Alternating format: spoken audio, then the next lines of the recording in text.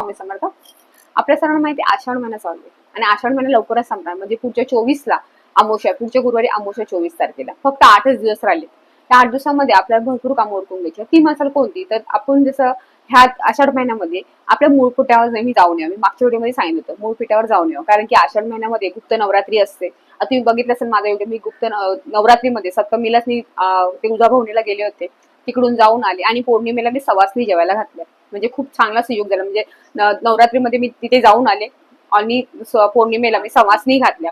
हा खूप चांगला संयोग घडला माझा, कारण त्या दिवशी गुरुपौर्णिमा पण होती. खूप छान दिवस झाला. तर तुमच्याही काय तुमचं राहिलं असेल, जसं तुम्ही मूळपिठावर जाणं तुमचं जमलं नसेल, तर घरातलं कोणी एकटी गेली, तुमचे मिस्टर गेले, सासरे गेले तरी चालेल, मूळपिठावर जाऊन यावे.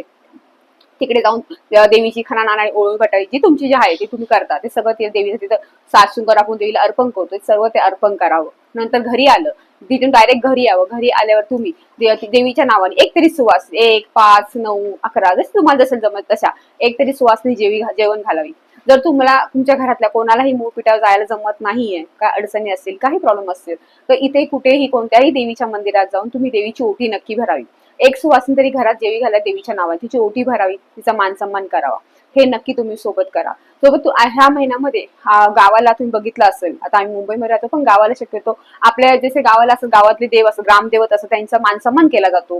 काहींचे तिथे बोलतात ना नैवेद्य असतो, गोड नैवेद्य असतो, खारा नैवेद्य असतो, प्रत्येकाचा नैवेद्य वेगवेगळा असतो. कोणा मसोबाचे असतात, कोणाचे नैवेद्य असतात. तर तुमचे काय असेल जे राहिले असतील तर ते करून घ्या, कारण की राहील त्यांचा मान सन्मान केला नाही तर काही ना काही आपल्याला अडचणी येतातच, हे लक्षात ठेवा. काही ना काही अडचणी येत असतात.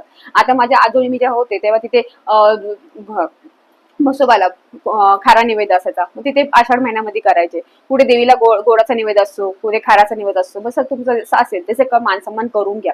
तुम्ही जसं तुमच्या गावाला कोणी असेल तर ते करतीलच नक्की, पण नसतील तर तुम्ही जाऊन तो करा, कारण नाही तर मग आपल्याला अडचणी येतच असतात. त्यामुळे हा महिना संपायच्या अगोदर तुम्ही ह्या सगळ्या गोष्टी करून घ्या. आणि रोज एकदा तरी कुंजिका सूत्र नक्की वाचा. एकदा वाचा, 11 वेळा वाचा, 9 वेळा वाचा, 5 वेळा वाचा, नक्की वाचा. जमलंच तर मंगळवारी किंवा शुक्रवारी दुर्गाशक्तीचा पाठही करा. जसे जमेल तशा सेवा करत राहा आणि आपल्या कुलदेवीची जेवढी आपण सेवा करू तेवढे आपल्याला आशीर्वाद भेटतात. ह्या महिन्यामध्ये देवीची सेवा केली, आपल्या जरीमरीचा महिना हा म्हणतात. त्यामुळे ह्या महिन्यामध्ये जेव्हा तुम्ही एखाद्या मंदिरात जरी गेला, देवीची ओटी वगैरे भरली, मुलांचे तुमचं रक्षण होतं, मुलांचंही त्यांचं रक्षण करतात देवी. त्यामुळे ह्या महिन्यात जेवढी सेवा करतील तेवढी सेवा नक्की करा. श्री स्वामी समर्थ.